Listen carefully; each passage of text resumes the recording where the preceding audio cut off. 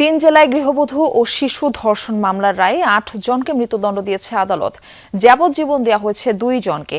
এদের মধ্যে 2025 সালে জামালপুরের বকশীগঞ্জে গৃহবধূকে ধর্ষণ মামলার রায়ে 7 জনকে দেওয়া হয়েছে মৃত্যুদণ্ডের সাজা। এদিকে 9 বছর আগে শরীয়তপুরের শিশু রিমা ধর্ষণ ও হত্যা মামলায় মৃত্যুদণ্ডের সাজা বাতিল করে 2 জনকে খালাস ও 2 জনকে যাবজ্জীবন দিয়েছে হাইকোর্ট। 2025 সালের 25 মে জামালপুরের বকশীগঞ্জে এক গৃহবধূকে সংঘবদ্ধ ধর্ষণের ঘটনা ঘটে। তোলপাড় শুরু হয় জেলা জুড়ে। ঘটনার প্রায় 14 মাস পর রায় ঘোষণা হলো আলোচিত মামলাটির। নারী ও শিশু নির্যাতন দমন ট্রাইব্যুনাল একের বিচারক মোহাম্মদ আব্দুর রহিম এ রায় ঘোষণা করেন। 7 আসামিকে দেয়া হয় মৃত্যুদণ্ড। পাশাপাশি 1 লাখ টাকা করে জরিমানাও করা হয়েছে আসামিদের। ফাঁসির দণ্ডপ্রাপ্ত 7 আসামি কারাগারে রয়েছে, খালাস পেয়েছে 1 জন। রায়ে সন্তুষ্ট রাষ্ট্রপক্ষ। রাত 1:10 থেকে 3:50 নিরীক্ষয়ার্থে জোর করে তাকে টানে নিয়ে ফরিদউদ্দিনের বাড়িতে পালাক্রমে দর্শন করে। আসামি 8 জনই উপস্থিত ছিল। 8 জনই উপস্থিত ছিল। একজনকে ইদ্রিসকে খালাস দিয়েছে আর 7 জনকে মৃত্যুদণ্ড দিয়েছে।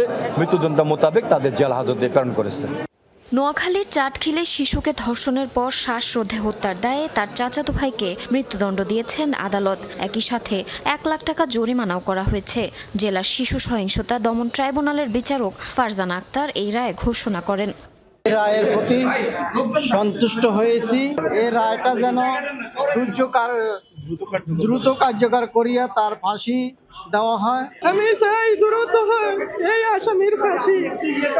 জনগণে এই লাশ দেখতে যেন পায় সরাসরি। মামলার বিবরণে জানা যায় 2022 সালের 24 মার্চ বাড়ি থেকে নিখোঁজ হয় আসমা। 9 দিন পর বাড়ির পেছনের সেপটিক ট্যাঙ্ক থেকে আসামির তথ্যের ভিত্তিতে তার মরদেহ উদ্ধার করে পুলিশ। এ ঘটনায় ভিকটিমের চাচাতো ভাই শাহাদাতকে গ্রেফতার করা হয়। তদন্তের সময় আদালতে স্বীকারোক্তিমূলক জবানবন্দিও দেয় শাহাদাত। রায়ের পর্যায়ে নিয়ে আসার জন্য অক্লান্ত পরিশ্রম করেছি। সকলের চেষ্টায় একটা ন্যায্য বিচার আজকে আদালত প্রতিষ্ঠিত করে ঘোষণা দিয়েছেন।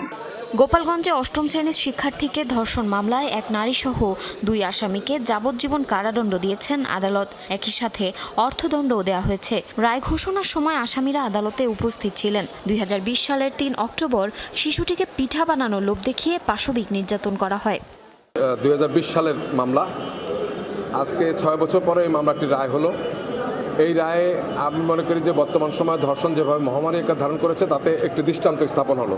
এই মামলায় মোট বাদী, ভিকটিম সহ ডাক্তার এবং আইও দিয়ে মোট 13 জন সাক্ষী হয়। আমি সমস্ত সাক্ষীদের জেরা করেছি। বিজ্ঞ আদালত জবানবন্দি রেকর্ড করেছে। এদিকে 9 বছর আগে শরীয়তপুরে স্কুল ছাত্রী ধর্ষণ ও হত্যা মামলার রায়ে মৃত্যুদণ্ডের সাজা বাতিল করে 2 জনকে খালাস ও 2 জনকে যাবজ্জীবন সাজা দিয়েছেন হাইকোর্ট। জারিন অর্নি, যমুনা নিউজ।